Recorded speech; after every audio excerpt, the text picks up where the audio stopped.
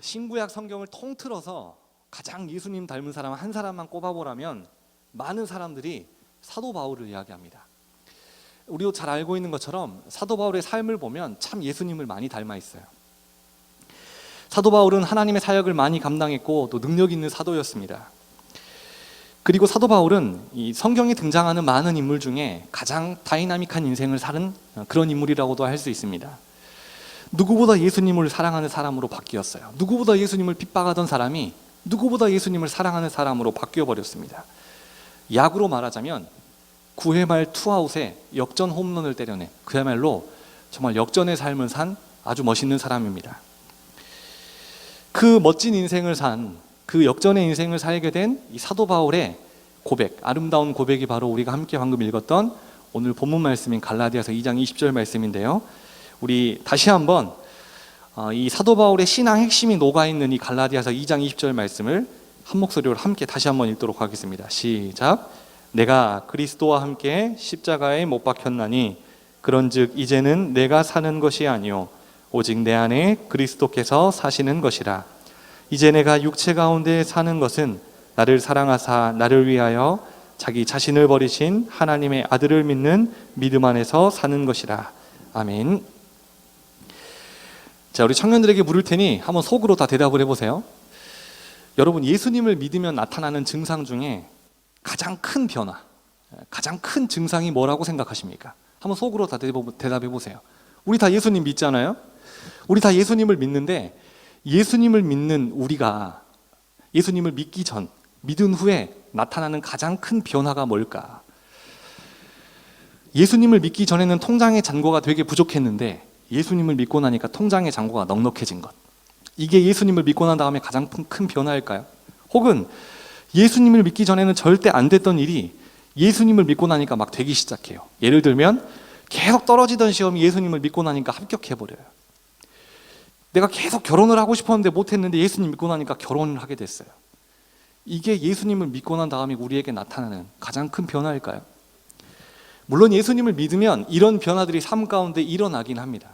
그렇지만 우리가 예수님을 믿은 다음 우리 삶 가운데 가장 나타나는 가장 강력한 변화, 가장 분명한 변화는 우리 삶이 바뀐다는 거예요. 상황이나 환경이 바뀌는 게 아니라 우리의 삶이 바뀝니다. 여러분, 내가 진짜 예수님을 믿고 있느냐 믿지 않느냐, 내가 진짜 예수님을 만나냐 만나지 못했느냐를 누가 가장 확실하게 가장 빨리 캐치하냐면 가족들이에요. 나랑 같이 살고 있는 가족들이 내가 변했다고 하면 진짜 내가 예수님 만난 겁니다. 같이 살고 있는 가족이 나의 변화를 눈치챈다는 건 내 삶이 그만큼 다이나믹하게 변하고 있다는 것입니다. 사도 바울이 다메섹으로 가는 길에 예수님을 만나게 됩니다. 다메섹으로 왜 가고 있었냐면 예수님 믿는 사람들을 잡아서 고문해서 죽이려고 가고 있었어요. 그 역사적인 장면이 사도행전 9장에 기록되어 있는데요. 그런데 사실 더 정확하게 말하자면 사도 바울이 예수님을 만난 게 아니라 예수님께서 사도 바울을 찾아오셨습니다. 만나 주신 거예요. 우리가 잘 아는 것처럼 바울은 자신이 핍박했던 예수님을 위해서 자신의 생명을 내던지는 복음의 사도가 됩니다. 만약 예수님을 만난 이후의 바울의 삶이 그 전과 별로 다를 게 없다, 그럼 바울은 진짜 예수님 만난 게 아니에요. 그런데 우리가 사도행전 9장 전까지 바울의 삶을 보면 누구보다 예수님 믿는 사람들을 잡아서 핍박했던 자, 누구보다 예수님을 미워했던 자, 누구보다 열심히 예수님을 부정하려고 했던 자가 사도 바울이라는 것을 우리가 알 수 있어요. 그런데 정말 놀랍게도 사도행전 9장에 하나님께서 이 사도 바울을 만나주시니까 그 삶이 정말 180도 바뀌어버립니다. 누구보다 예수님을 싫어하고 누구보다 예수님을 핍박했던 사도 바울이 누구보다 예수님을 사랑하게 된 거예요. 누구보다 예수님을 위해 복음 전하는데 열심인 사람으로 바뀐 것입니다. 저는 이게 예수님을 만난 가장 큰 확실한 변화라고 생각합니다. 그리고 사도 바울의 삶 가운데 나타난 이 변화가 저와 우리 청년들의 삶 가운데도 가득하게 되기를 우리 주님의 이름으로 축원합니다. 자, 빛 대신 예수님께서 어둠 속에 있던 우리에게 찾아오셨어요. 예수님을 만나기 전 전혀 별다를 게 없이 그저 그렇게 살아가던 내 삶이 이제 빛 대신 예수님이 내 삶 가운데 찾아오시자 내 삶도 어두움의 터널을 지나서 이제 빛의 길로 들어서게 된 거예요. 이 사실에 대해서 요한복음 12장 46절에서 이렇게 말씀합니다. 나는 빛으로 세상에 왔나니 무릇 나를 믿는 자로 어둠에 거하지 않게 하려 함이로라. 예수님이 뭘로 이 세상에 오셨다고 했죠? 빛으로 오셨대요. 빛으로 오셔서 우리로 하여금 어둠 가운데 살아가지 않도록 그 빛 대신 예수님이 우리를 찾아와 주셨다는 거예요. 바울의 삶이 어두움에서 빛으로 바뀌었어요. 김상윤 목사의 삶이 어두움에서 빛으로 바뀌었어요. 우리 청년들의 삶이 어두움에서 빛으로 바뀌었어요. 그 빛 대신 예수님이 우리를 찾아오셨기 때문이에요. 바울을 찾아가신 그 예수님께서 역시 우리를 찾아와 주셨습니다. 이 사도 바울은 어둠 속에서 살다가 빛 대신 예수님을 만남으로 그 인생에 밝은 빛이 비추게 되었습니다. 자, 우리에게 이런 은혜가 있어야 되는데 오늘 우리는 본문 말씀에 사도 바울이 예수님께 드린 이 고백, 사도 바울의 신앙 고백이 잘 녹아들어 있는 이 갈라디아서 2장 20절을 함께 살펴보면서 사도 바울이 어떤 삶을 살았는지, 그리고 그 고백 안에 사도 바울이 담겨 있는 사도 바울의 신앙이 무엇인지에 대해서 함께 살펴보도록 하겠습니다. 자, 예수님을 만난 바울의 첫 번째 고백, 바울이 뭐라고 고백을 하느냐? 주님의 사랑이 아니면 나는 아무것도 아닙니다. 바울이 이렇게 고백합니다. 사도 바울은 예수님을 만나기 전에 사랑과는 전혀 거리가 먼 삶을 살았던 사람입니다. 사도 바울 안에는 사랑이 아니라 미움이나 증오, 분노 같은 것만 가득했어요. 왜냐하면 말씀드렸던 것처럼 사도 바울의 온 신경은 예수님을 믿는 사람들을 어떻게 하면 잡을까? 그 사람들을 잡아서 어떻게 핍박하면 좋을까? 그 사람들에 비해서 어떻게 하면 예수님을 부정시키고 거부시킬 수 있을까? 이게 사도 바울의 관심사였습니다. 스데반 집사님을 죽였던, 가장 앞장섰던 그 주동자 역할을 했던 사람이 바로 사도 바울이에요. 그야말로 피도 눈물도 없었던 냉혈한이었습니다. 그랬던 그가 예수님을 만나게 되고 사랑을 외치는 사도로 바뀌었습니다. 예수님께서 사도 바울을 만나주심으로 사도 바울이 사랑의 사도로, 사랑의 사람으로 바뀌었다는 증거는 사도 바울이 성경에 쓴 13권의 서신서를 보면 너무너무 잘 나와 있어요. 너무너무 잘 나와 있습니다. 그가 성도들에게 편지를 쓸 때, 교회에 편지를 쓸 때, 자기의 마음을 전할 때 정말 그 안에는 사도 바울의 사랑이 가득 담겨져 있었습니다. 사도 바울의 사랑이 아니죠. 사도 바울에게 사랑을 공급해 주신 그 예수님의 사랑이 사도 바울이 쓴 이 13권의 서신서에 아주 잘 담겨져 있어요. 그 중에서도 이 사도 바울이 고린도 교인에게 쓴 편지, 고린도서, 우리 고린도 전후서라고 알죠? 고린도전서 13장은 별명이 사랑장입니다. 그래서 많은 목사님들이 결혼 예식을 할 때 본문으로 선택하는 이 본문이 바로 이 고린도전서 13장이에요. 제가 12년 전에 결혼할 때 역시 본문이 고린도전서 13장이었습니다. 그래서 아주 생생해요. 이렇게 사랑장이라고 불려지는 고린도전서 13장에서도 하이라이트라고도 할 수 있는 구절이 있습니다. 여러분들 다 외우고 있는 말씀이에요. 혹시 몰라서 제가 적어왔어요. 고린도전서 13장 13절. 화면 한번 띄워주세요. 너무너무 유명한 말씀이죠. 우리 한번 읽어볼까요? 크게 시작.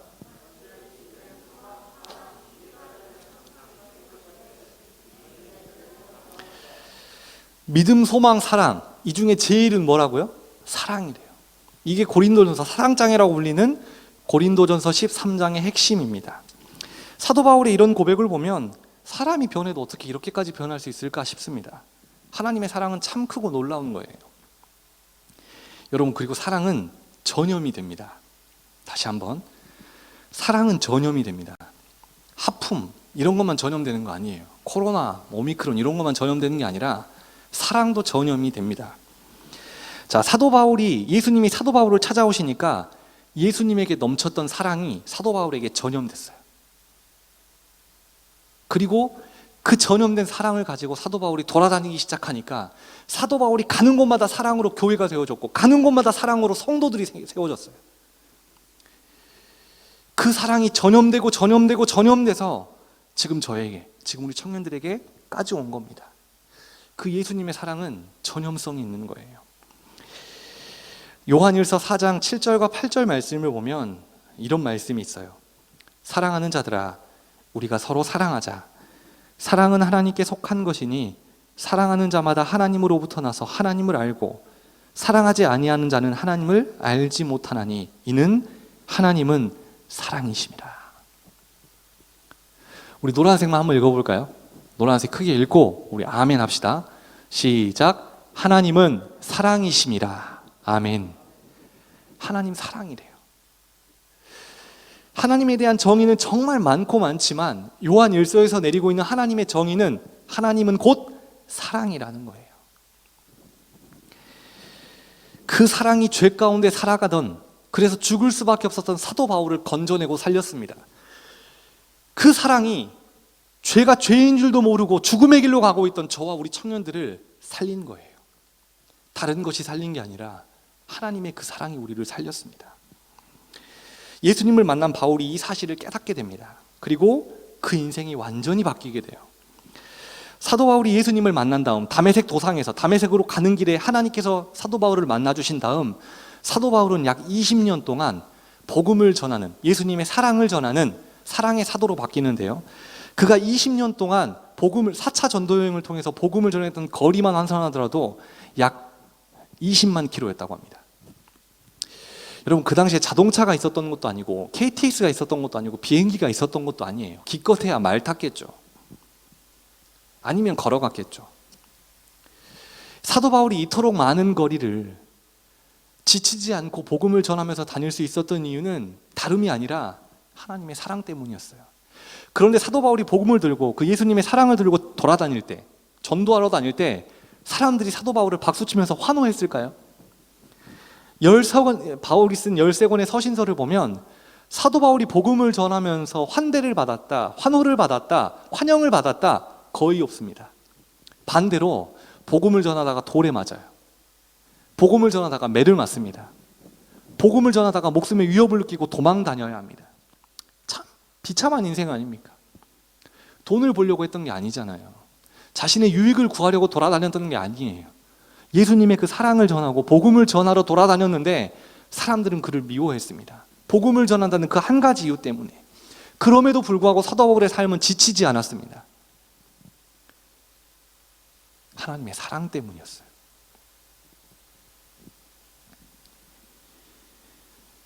그 오랜 시간 동안 그 먼 거리를 헐벗고 매맞고 힘에 겹도록, 어쩔 때는 목숨의 위협을 당할 때도 있었지만 그럼에도 불구하고 사도 바울을 기쁜 마음으로 살 수 있게 만든 건 하나님의 사랑이었습니다.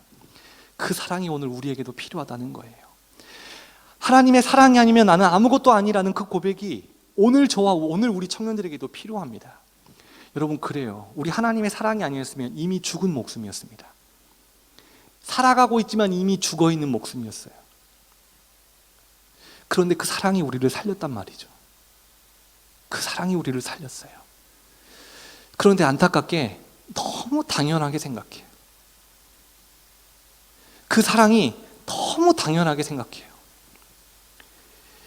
여러분, 우리가 햇빛을 누리고 공기를 누리고 이렇게 살아가는데 값을 지불하진 않잖아요.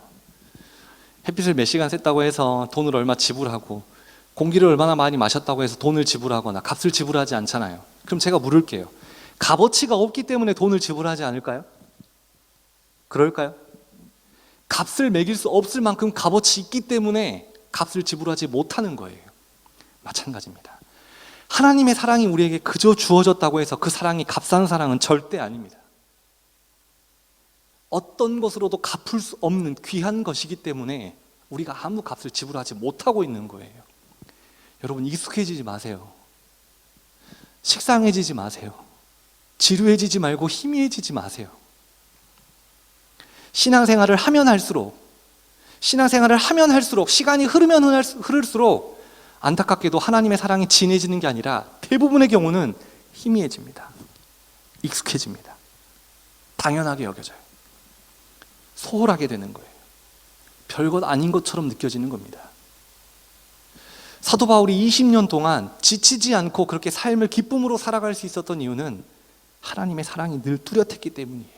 늘 뜨거웠기 때문입니다. 사도 바울은 그 사랑에 익숙해지지 않았습니다. 희미해지지 않았어요. 그래서 소홀하지 않았습니다. 그 사랑을 붙들었어요. 그게 사도 바울을 살게 만들었습니다.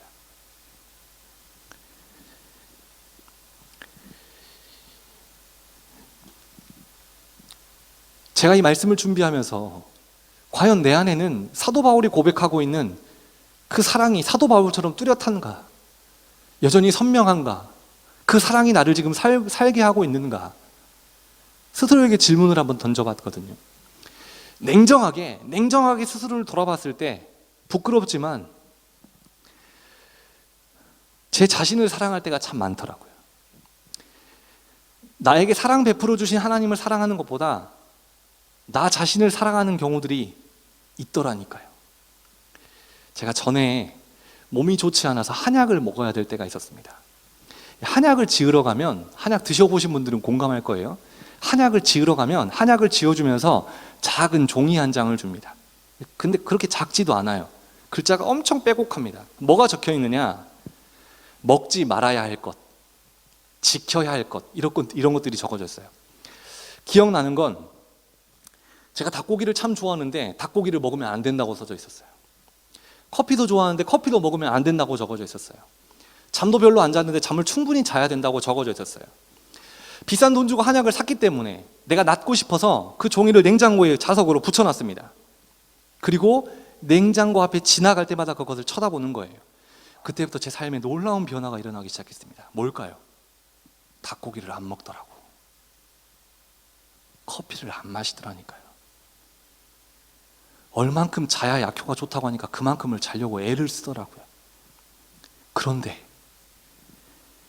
하나님의 말씀 앞에서 우리는 어떻게 살고 있습니까? 내 몸 사랑하기 때문에 하지 말라는 것 하지 않으려고 하고 하라는 것 최대한 하려고 하는데 하나님의 말씀 앞에서, 하나님의 그 사랑 앞에서 우리도 그렇게 살아가고 있느냐는 거죠. 여러분, 우리가 이렇습니다.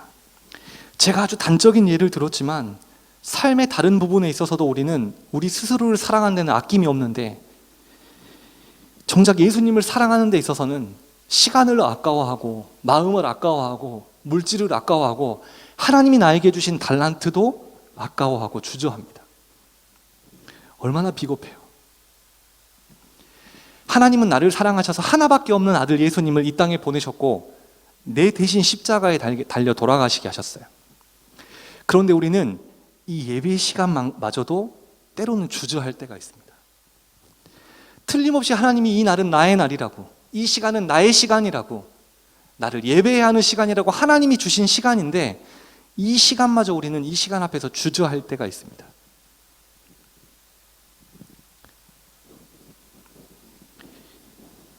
사도 바울이 고린도전서 13장 사랑장 1절 2절에서 이렇게 고백을 해요. 내가 사람의 방언과 천사의 말을 할지라도 사랑이 없으면 소리나는 구리와 울리는 꽹과리가 되고 내가 예언하는 능력이 있어 모든 비밀과 모든 지식을 알고 또 산을 옮길 만한 모든 믿음이 있을지라도 사랑이 없으면 내가 아무것도 아니요. 여러분, 사도 바울 아무것도 아닌 사람 아니잖아요. 사도 바울 사실 다 가지고 있었던 사람이에요. 혈연도 가지고 있었고 혈통도 가지고 있었고 지식도 가지고 있었던, 남부러울 게 없었던 사람입니다. 그런데 그가 하나님의 사랑을 경험하게 되자, 그 사랑이 자신을 살렸다는 것을 확실하게 믿게 되자 그 믿음이 생기니까 내가 주님의 사랑이 아니면 아무것도 아닙니다. 참 놀라운 고백을 하게 되는 겁니다. 여러분, 그렇습니다. 방언도 천사의 말도 사랑이 없으면 시끄러운 꽹과리 소리에 불과한 것입니다. 예언도 비밀도 지식도 믿음도 사랑이 없으면 아무것도 아닙니다. 우리가 지금 이렇게 살아가는 이 모든 것이 우리 주님의 사랑 때문임을 우리는 잊지 말아야 합니다. 그렇기 때문에 우리는 교회 안에서 주일학교 교사로 사역할 때는 맡겨진 그 어린 영혼들을 위해서 예수님의 마음으로 사랑해야 합니다. 찬양팀으로 사역할 때에는 예수님이 앞에 앉아 계신다는 마음으로, 그 예수님을 사랑하는 마음으로 찬양해야 합니다. 예배 드릴 때도 마찬가지입니다. 이 자리에 우리 주님 임재해달라고 우리 찬양으로 고백했잖아요. 입술만의 고백입니까? 전심으로 그렇게 고백했다면 이 예배의 자리에 임재하시는 그 주님만 바라보면서 전심으로 이 예배가 마지막 예배인 것처럼 온 힘을 다해서 정성을 들여 예배 드려야 합니다. 내가 속한 가족 공동체를 예수님의 사랑으로 섬기고 사랑해야 합니다. 내가 소속된 모든 공동체 안에 그 사람들을 사랑하고 섬겨야 합니다. 쉽습니까? 여러분 쉽던가요? 저는 그렇지 않더라고요. 직장 다니는 우리 청년들, 직장 안에서 내 상사들은 다 나쁜 사람들이에요. 격하게 끄덕끄덕거리네. 맞아요. 내 상사들은 아무튼 다 좋지 않은 사람들이야. 그 사람들까지 사랑해야 된대요. 쉽습니까? 거의 불가능에 가깝잖아요. 가정 안에서도 나중에 결혼해보면 알아요. 나하고 전혀 안 맞는 내 아내네 남편을 사랑해야 된대요. 쉬운 일이 아닙니다. 내 배 아파서 낳았는데 전혀 내 말을 듣지 않는 그 자녀도 사랑해야 된대요. 나에게 상처만 주는, 나에게 아픔만 주는, 나에게 고통만 주는 그 부모님도 사랑해야 된대요. 성경을 보면 사도 바울은 하나님은 사랑할 만하거든 사랑하라, 사랑할 수 있거든 사랑하라, 그렇게 말씀하신 적이 없어요. 늘 명령형이었습니다. 사랑하라는 거예요. 우리한테 선택권이 없습니다. 하나님이 사랑하라 하셨으면 우리 그렇게 사랑해야 합니다. 사도 바울이 그렇게 살았어요. 여러분 생각해 보세요. 사도 바울도 사람이잖아요. 복음을 전했을 뿐인데 내 생명을 가져가려고 해요. 매를 때리고 돌을 던진단 말이에요. 그 사람들이 지금 눈앞에 있는데 사도 바울이 그 사람들 사랑하는 거 쉬웠겠습니까? 아니에요. 그런데 하나님이 그렇게 하라시잖아요. 나를 그렇게 사랑해 주셨대잖아요. 그럼 우리도 그렇게 해야죠. 그렇게 사랑해야죠. 너무너무 미워서 뒤통수만 봐도 때려주고 싶은 직장 상사 사랑해야죠. 보기 싫은 나하고 코도 안 맞는 그 사람 사랑해야죠. 왜냐하면 그 사랑이 우리에게 없으면 우리 아무것도 아니니까.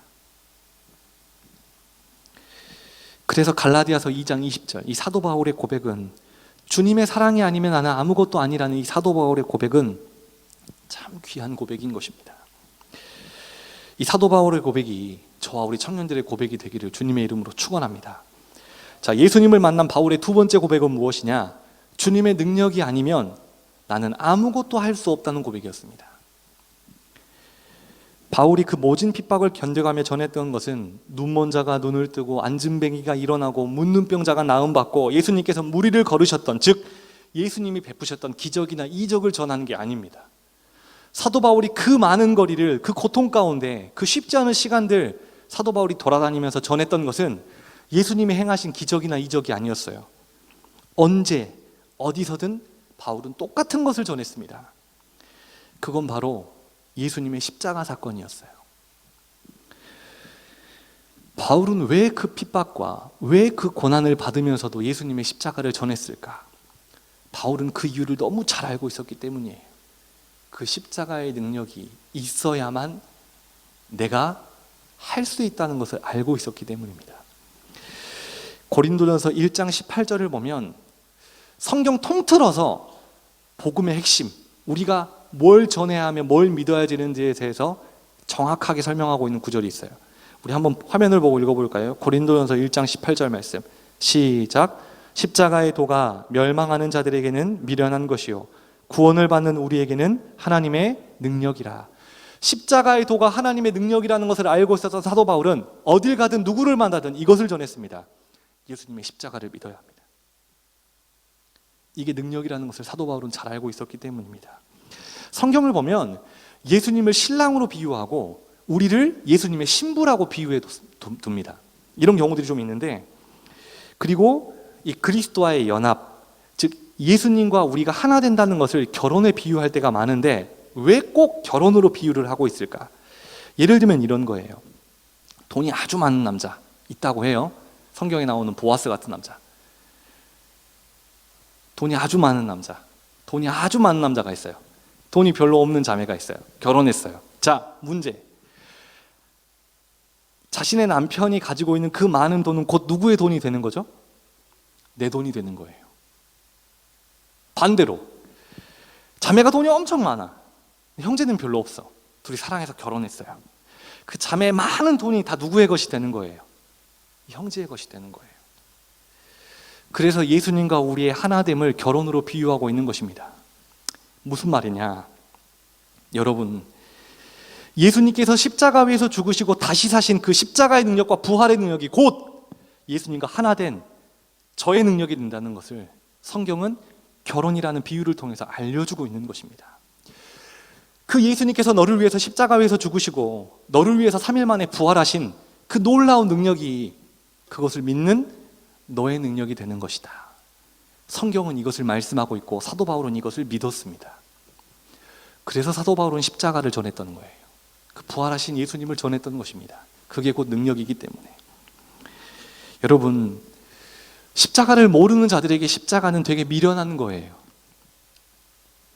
하지만 십자가를 아는, 십자가를 믿는 우리가 십자가를 봤을 때에는 그건 세상의 그 어떤 것보다 능력이 있는 것임을 우리 청년들이 다 믿으실 수 있기를 바랍니다. 사실 십자가가 능력이라고 하면 많은 청년들이 피부로 와닿지 않습니다. 삶 가운데 너무 밀접하지 않은 단어이기 때문에 좀 거리가 있는 이야기로 받아들일 때가 있어요. 정말 그럴까요? 다시 오늘 본문으로 돌아와서 사도 바울을 봅시다. 자, 예수님을 만나기 전 바울의 모습을 보면 그 강팍하고 모질고 냉혈하리던 사도 바울을 변화시킨 것은 다른 게 아니라 십자가였어요. 예수님의 십자가가 사도 바울을 변화시켰습니다. 여러분, 바울만 그렇습니까? 우리는 우리 스스로를 너무 잘 알아요. 오늘 말씀을 시작하면서 예수님을 만나면 반드시 삶의 변화가 있다고 말씀을 드렸는데 여러분 생각해 보세요. 그 십자가가 없었다면, 십자가의 능력이 아니었다면 저나 우리 청년들이나 변했을까요? 변하지 않았을 거예요. 아직도 완전하진 않지만 지금의 이 모습도 우리에게는 전혀 없었을 겁니다.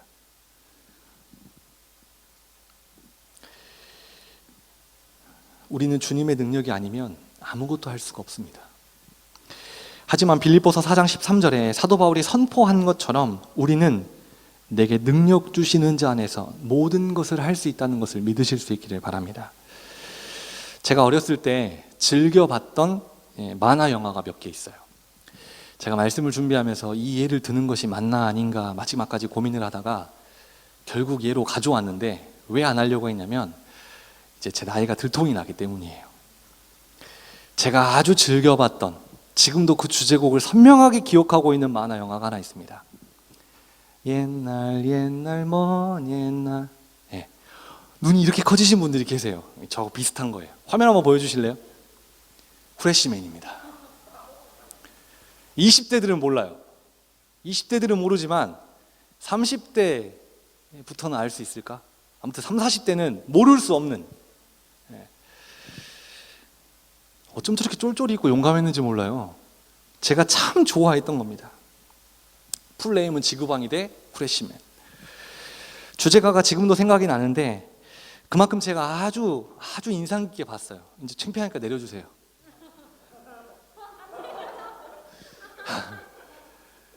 제 만화 영화인데 저게 시리즈로 되어 있어요. 매일매일 합니다. 길게는 아닌데 매일매일 하는데 제가 이 만화 영화를 좋아했던 이유가 있어요. 왜 좋아했냐면 늘 이겨요.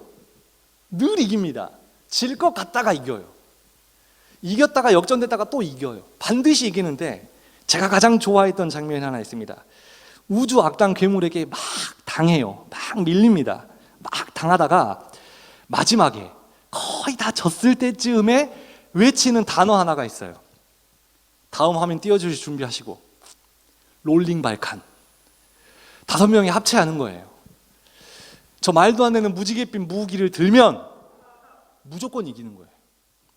롤링 발칸이라는 소리를 들으면 그때 제 머리에는 어렸을 때지만 이겼다, 끝났다, 그게 공식이었어요.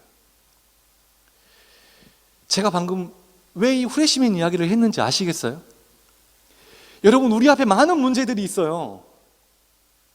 지난 일주일의 삶을 되돌아보세요. 많은 문제들이 있었어요.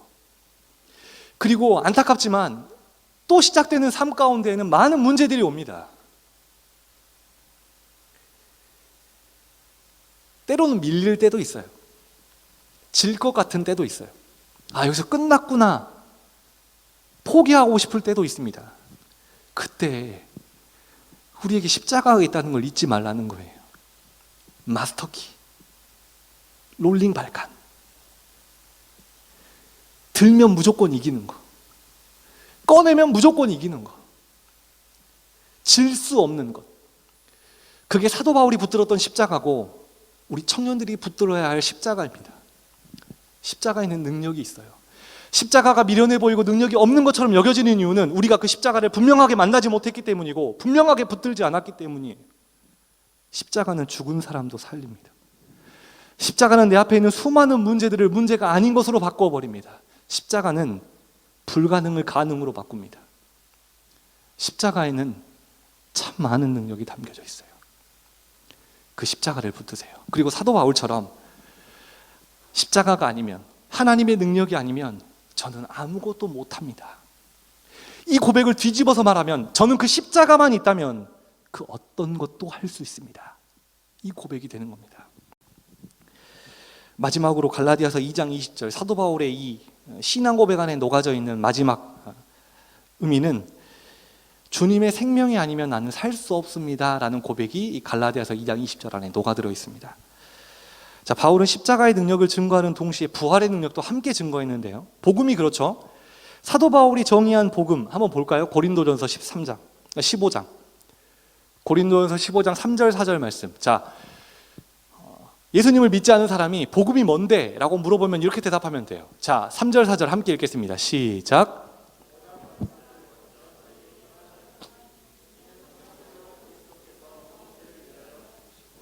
장사 지낸 바 되셨다가 성경대로 사흘 만에 다시 살아나사.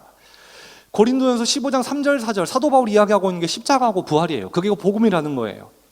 신앙생활 10년 20년 했는데 복음이 뭔데라고 물어보면 대답을 잘 못합니다. 머리에는 있는데 나오지를 않아요. 오늘부터 나오면 됩니다. 십자가와 부활, 그게 곧 복음입니다. 그것 말고 증거할 게 없어요. 사도 바울이 그 고백을 하는 겁니다. 여러분, 진리는 복잡하지 않고 굉장히 단순해요. 굉장히 단순합니다. 사도 바울은 복음을 십자가와 부활 이렇게 딱 정의했습니다. 사도 바울에게 있어서 예수 그리스도의 부활은 곧 나의 부활이었고 그것이 자신을 살게 하는 생명이라고 믿었습니다. 우리 청년들 살아계십니까? 여러분 안에 부활의 능력이 살아 숨쉬고 있냐는 거예요. 여전히 그 부활하신 예수님이 나의 예수님 되심을 고백하며 살고 있냐는 겁니다. 껍데기는 살아있는데, 어제처럼 움직이고 있는데 내 안에 진짜 그 예수님의 생명이 있냐는 거예요. 부활의 능력을 붙든 자, 예수님이 나 때문에 죽으셨다가 나 때문에 살아나셨다는 그 분명한 믿음을 소유한 자는 살아가고 있는 것입니다. 예수님의 생명을 품고 있는 것입니다. 내가 사는 게 아니라 내 안에 예수님이 살고 계시는 것입니다. 내가 지금 사는 것이 주님의 생명 때문이라는 것을 믿는 자들은 삶의 방향이 달라집니다. 내 생명이 내 것이라고 여길 때에는 삶의 모든 방향이 내가 원하는 쪽으로, 내가 가고자 하는 쪽으로 흘러갑니다. 그런데 내 생명이 주님의 것임을 깨닫는 그 순간부터는 우리 삶의 모든 방향이 내 삶의 주인 되시며 내 안에 살아계신 예수님 쪽으로 흘러가게 되어 있습니다. 삶의 방향이 예수님 쪽으로 기울게 되면 우리의 모든 초점이 예수님을 바라보게 됩니다. 그래서 내가 먹고 마시는 것, 일하고 사역하는 모든 것들이 다 주를 위한 것이 됩니다. 예수님을 믿는 사람들에게도 유명하고 예수님을 믿지 않은 사람들에게도 유명한 어메이징 그레이스라는, 우리나라 말로 나 같은 죄인 살리신이라는 찬양이 있죠. 그 찬송가 가사를 보면 이런 가사가 있어요. 나 같은 죄인 살리신 주 은혜 놀라워 잃었던 생명 찾았고 광명을 얻었네. 한번 불러볼까요? 나 같은 죄인 살리신 주 은혜 놀라워 잃었던 생명 찾았고 광명을 얻었네. 아멘. 이 찬송가의 가사를 쓴 사람이 존 뉴튼이라는 사람입니다. 이 사람을 잠깐 소개하고 오늘 말씀을 맺으려고 하는데요. 영국에서 태어난 존 뉴튼은 흑인들을 납치해서 목적지까지 배로 운송하는 일을 했던 사람입니다. 그러니까 흑인들이 노예로 사고 팔리던 때 그 흑인들을 배송하던 일을 했던 사람이에요. 노예 무역을 통해서 큰 돈을 손에 쥐었던 사람입니다. 1748년 어느 날, 그날도 많은 흑인 노예들을 배에 태우고 목적지를 향해서 항해를 하다가 큰 풍랑을 만나게 돼서 배가 완전히 깨지게 됩니다. 좌초하게 돼요. 이제 곧 가라앉을 위기, 그 위기 때 그때 존 뉴튼은 어렴풋이 알고 있었던 하나님께 간절히 기도합니다. 그리고 하나님의 은혜로 무사히 목적지까지 도착을 하게 되고 생명을 건지게 돼요. 죽음의 위협에서 건져주시고 자신에게 새 생명을 주신 그 하나님의 은혜에 감격해서 그가 회심하고 쓴 찬양의 가사가 바로 어메이징 그레이스입니다. 방금 우리가 함께 불렀던 거예요. 나 같은 죄인 살리신 주 은혜 놀라워 잃었던 생명 찾았고 광명을 얻었네. 육신의 생명은 물론이고 자신에게 영원한 생명까지 허락해 주신 그 은혜에 감격한 존 뉴튼은 지금까지는 자기 자신을 위해 했던 그 삶을 포기하고 이제는 하나님의 은혜를 전하는 삶으로 완전히 그 삶이 바뀌게 됩니다. 이게 바로 나 같은 죄인 살리신이라는 찬송이 탄생하게 된 배경입니다. 여러분, 지금 내가 사는 것이 하나님의 은혜이고 예수님의 생명으로 내가 살게 되었음을 믿는 자들은 주님을 위해서 살게 되어 있습니다. 모두 목사가 되고 모두 선교사가 되라는 말이 아니에요. 여러분들이 지금 살고 있는 그 삶의 자리에서 예수님의 이름을 높이며 예수님을 위해 살면 되는 것입니다. 우리는 먹든지 마시든지 무엇을 하든지 다 주를 위해서라는 말씀, 이 말씀대로 살아가야 되지 않겠습니까? 우리는 주님의 생명이 아니면 한순간도 살 수 없는 죄인들입니다. 바라기는 살아있으나 죽은 자로 살아갈 수밖에 없었던 우리에게 새 생명을 주셔서 다시 살게 하신 우리 주님께 우리의 모든 초점이 맞춰지게 되고 먹고 마시는 우리가 하는 모든 일들이 다 주를 위해 하는 일이 되기를 우리 주님의 이름으로 축원합니다.